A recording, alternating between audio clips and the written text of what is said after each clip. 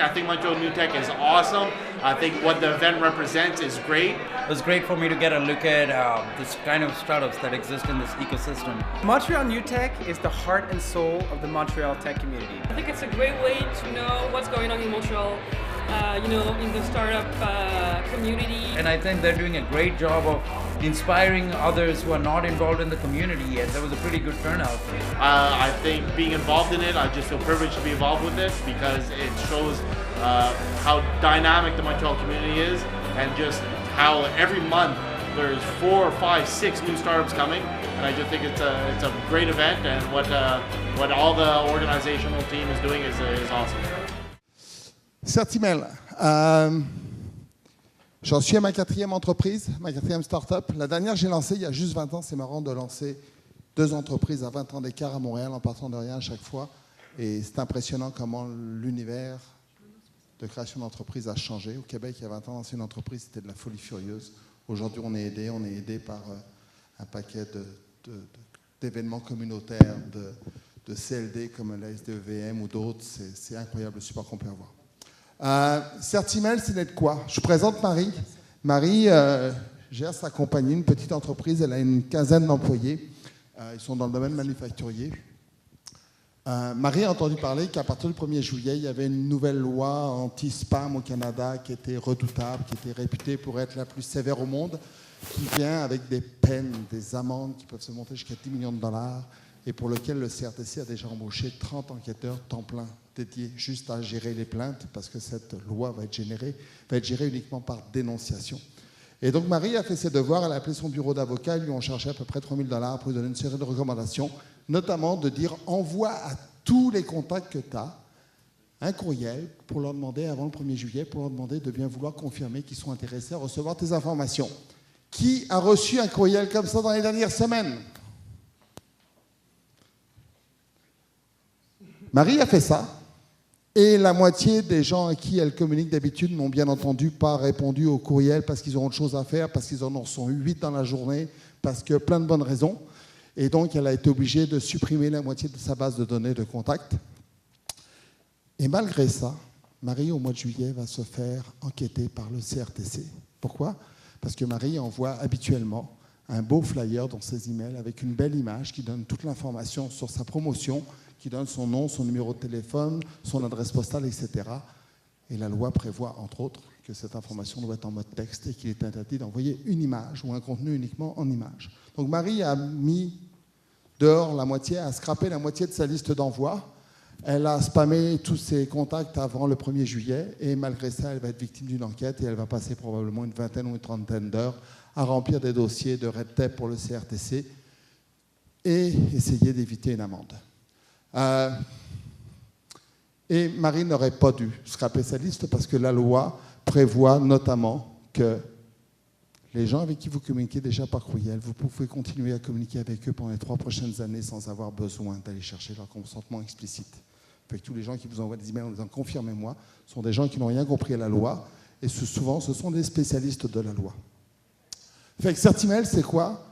Quand on a vu arriver la loi, on s'est dit « waouh, ok ».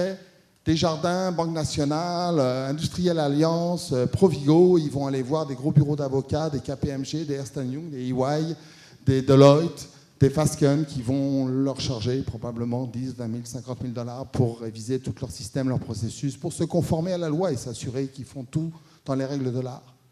Mais quid du petit entrepreneur, la petite entreprise, la start-up, ou le commerçant local, le garage, le salon de beauté, le bed and breakfast, le petit hôtel, le restaurant à Baie-Saint-Paul, qui ne pourra pas mettre 3 000 à 4 000 $ ne serait-ce que pour payer un consultant ou un avocat pour lui dire comment il faut gérer son email comme du monde. Fait que Certimel, c'est quoi? C'est une solution en ligne sur laquelle on a travaillé avec l'équipe. J'ai une partie de l'équipe qui est ici. Levez-vous. Debout. Fait que ça, c'est une partie de l'équipe. Le reste est au bureau en train de travailler très fort. On lance la semaine prochaine. Donc, Certimel, c'est une solution en ligne qui permet aux petites entreprises de venir là, de remplir un diagnostic qui va prendre à peu près une quinzaine de minutes. C'est pour ça que je vous ai fait des copies d'écran et pas un démo live.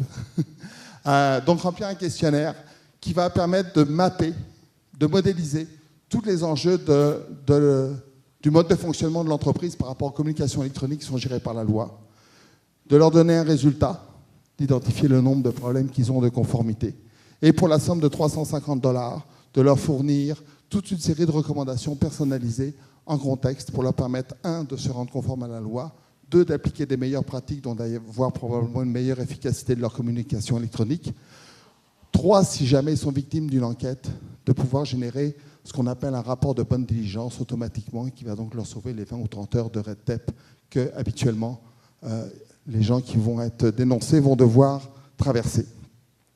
Donc c'est ça qu'on offre. J'en profite, petite plug. Montreal New Tech, 20% de réduction. Fait que le défi que je vous lance à tous, c'est de dire, puis la loi, c'est pas juste pour les gens qui envoient du email à la bain du monde.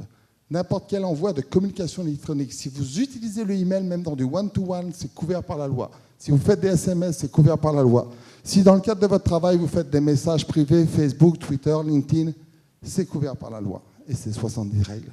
Fait que je vous mets tous au défi d'aller sur notre site et d'aller vérifier si vos pratiques actuelles sont bien conformes à la loi. À date, on n'a pas trouvé, y compris dans les bureaux d'avocats spécialisés, des gens qui avaient compris totalement la loi et qui étaient capables d'être conformes. Donc je vous mets au défi, et si jamais vous n'êtes pas conforme, avec le code Montréal New Tech, vous avez le droit à un gros 20% de réduction. Nos avantages compétitifs, c'est essentiellement d'être 15 fois moins cher que nos compétiteurs qui sont les consultants. C'est d'être à l'abri des erreurs. Donc on ne dira pas à Marie de spammer tous ses clients et de perdre la moitié de sa liste, et d'être disponible 24/7, contrairement aux consultants. Notre équipe, on en a une partie qui est là, le reste est au bureau en train de travailler fort. Un élément intéressant, je parlais de l'écosystème ici pour partir d'une nouvelle entreprise. Ce qui est intéressant, c'est un programme, par exemple, comme Mitax. On a 4 des gens de l'équipe, les 4 derniers, qui sont des chercheurs universitaires, des PhD, des maîtrises, qui travaillent avec nous pour des coûts qui sont défiant toute concurrence grâce à Mitax. Ceux qui ne connaissent pas, vous pouvez venir me voir, je vous en parlerai, c'est vraiment cool. Plan d'action, le défi, c'est que j'ai lancé l'entreprise au mois de novembre. Puis le gouvernement, au mois de décembre, a annoncé que la loi démarrait le 1er juillet. Donc il a fallu faire en 6 mois. Monter le financement, monter l'équipe, développer la technologie, lancer la semaine prochaine. Pour finir, nos objectifs, c'est de rejoindre d'ici 3 ans 20% du marché. D'ici le mois de décembre, c'est de vendre notre service à 5000 entreprises, donc de rejoindre 50 000 diagnostics, on s'attend à 10% de taux de conversion, et d'avoir à peu près 1 million d'entreprises qui vont maintenir notre service mensuel d'abonnement et de mise à jour pour le futur. Oh yeah, merci beaucoup.